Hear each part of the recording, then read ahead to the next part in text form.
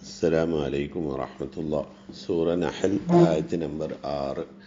أعوذ بالله من الشيطان الرجيم. بسم الله الرحمن الرحيم. ولكم فيها جمال حين تريحون وحين تسرحون. ولكم فيها جمال حين تنوين شيشم حروف عليكينا دون إظهار شيء. جمال حين حين تريحون وحين تسرحون.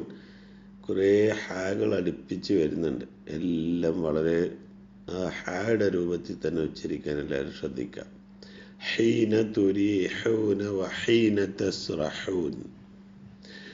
ولكم فيها جمال حين تريحون وحين تسرحون. وآخر دعوانا الحمد لله رب العالمين.